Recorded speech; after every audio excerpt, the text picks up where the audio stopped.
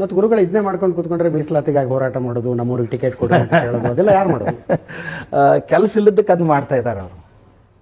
ಈ ಬೀದಿ ಮೇಲೆ ಇಳಿಯೋದು ಸ್ವಾಮಿಗಳ ಕೆಲಸ ಅಲ್ಲ. ಆಮೇಲೆ ಸ್ವಾಮಿಗಳು ಮಾರ್ಗದರ್ಶಕರಾಗಿರ್ಬೇಕೇ ಹೊರತು ಕಾರ್ಯಕರ್ತರಾಗಬಾರ್ದು. ಕಿಂಗ್ ಮೇಕರ್ ಆಗಿರ್ಬೇಕೇ ಹೊರತು ಕಿಂಗ್ ಆಗಬಾರ್ದು. ಯಾವಾಗಲೂ ಏನು ಮಾಡಿದರೂ ಆಗಬಾರ್ದು.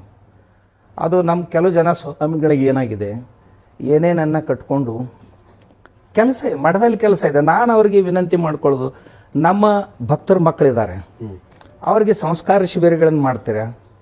ನಮ್ಮ ಯುವಕರಿದ್ದಾರೆ, ಅವರಿಗೆ ಸಂಸ್ಕಾರ ಶಿಬಿರಗಳನ್ನು ಮಾಡ್ತೀರಾ? ನಿಮ್ಮ ಭಕ್ತರಿದ್ದಾರೆ, ಅವರಿಗೆ ಉದ್ಯೋಗ ಅವಕಾಶಗಳನ್ನು ದೊರಕಿಸಿಕೊಡುವ ಸಲುವಾಗಿ ನೀವು ಯಾವುದಾದ್ರೂ ತರಬೇತಿ ಶಿಬಿರಗಳನ್ನು ಮಾಡ್ತೀರಾ? ಅಥವಾ ನಿಮ್ಮ ಮಠದಲ್ಲಿ ಬೀಜದ ಕೇಂದ್ರಗಳಿವೆ, ನಿಮ್ಮ ಯಾರಾದರೂ ಭಕ್ತರು ಬಂದರೆ ಅವರಿಗೆ ನೀವು ಆಶೀರ್ವಾದ ಅಂತ ತಿಳ್ಕೊಂಡು ಒಂದು ಮುಷ್ಟಿಗೆ ಬೀಜ ಕೊಡ್ರಿ, ಒಳ್ಳೆ ಬೀಜ. ನಿಮ್ಮ ಭಕ್ತರು ಬಂದರೆ ನಿಮ್ಮ ಮಠದಲ್ಲಿ ಒಂದು ಸಣ್ಣ ನರ್ಸರಿ ಇರಬೇಕು, ಒಂದು ಸಸಿ ಕೊಡಿ, ಒಂದು 10 ಗಿಡ ಹಚ್ಚ್ರಿ. ಗುರುಗಳು ಒಂದು ತೆಂಗಿನಕಾಯಿ ಕೈ ಹೆಚ್ಚಿಕೊಟ್ರೆ ಅದನ್ನು ನೀರು ಹಾಕಿ ಬೆಳೆಸಿ ಅದನ್ನು ಹೊಲದಲ್ಲಿ ಹಚ್ತಾರೆ ಅವ್ರು ಭಾಳ ಶ್ರದ್ಧೆಯಿಂದ. ಅರಣ್ಯ ನಾಶ ಆಗೋ ಕಾಲಕ್ಕೆ ಗುರುಗಳಾದಂಥವ್ರು ಇದನ್ನು ಕೊಡಬೇಕು ಇವತ್ತಿನ. ಮತ್ತು ನಾವು ಸ್ವಲ್ಪ ಕಾಲದ ಜೊತೆ ಪರಿವರ್ತನೆ ಆಗಬೇಕು, ಹಾಗೆ ಕೊಡೋದು ಸರಿಯಲ್ಲ. ಆಮೇಲೆ ನಮ್ಮ ರೈತರ ಸತ್ಕಾರಗಳನ್ನು ಮಾಡಬೇಕು, ಒಳ್ಳೆಯ ರೈತರ ಸತ್ಕಾರಗಳು. ನಮ್ಮ ಮಠಗಳ ಜಾತ್ರೆಗಳಲ್ಲಿ ಒಳ್ಳೆ ಪ್ರಗತಿಪರ ರೈತ, ಸಾವಯವ ರೈತ ಇದ್ದಾರೆ.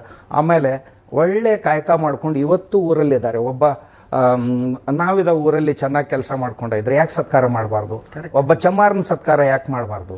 ಒಬ್ಬ ಕಂಬಾರನ ಸತ್ಕಾರ ಯಾಕೆ ಮಾಡಬಾರ್ದು? ನಾವು ಮಠಗಳು ಮಾಡಬೇಕಾದದ್ದು ಇದು. ನಾವು ಎಲ್ಲ ಕಳ್ಳರನ್ನ ತಂದು ಮಠದಲ್ಲಿ ಅಂತ ಪ್ರಶ್ನೆ ಬರುತ್ತೆ. ಈಗ ಮಾಡ್ಕೋತಾರೆ. ಅಲ್ಲ, ನಾವೆಲ್ಲ ಕಳ್ಳರನ್ನ ಕರ್ಕೊಂಡು ಬಂದು ಸತ್ಕಾರ ಮಾಡ್ತೀವಲ್ಲ. ಒಬ್ಬ ಪ್ರಾಮಾಣಿಕ ವ್ಯಕ್ತಿ ಸತ್ಕಾರ ಮಾಡಿದ್ರೆ ಎಷ್ಟು ಸಂತೋಷ ಆಗ್ತದೆ. ನಾವು ಆ ವ್ಯವಸ್ಥೆಯನ್ನ ಉಳಿಸಿದ ಕೀರ್ತಿ ನಮ್ದಾಗುತ್ತೆ. ಆಮೇಲೆ ಯಾರು ಚೆನ್ನಾಗಿ ಹಾಲು ಕರೆದಿದ್ದಾರೆ ಅಂಥ ರೈತರ ಸತ್ಕಾರ ಮಾಡಬೇಕು.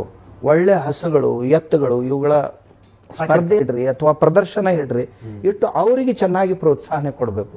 ಇವು ನಮ್ಮ ಮಠಗಳು ಮೊದಲು ಮಾಡ್ತಿದ್ದು.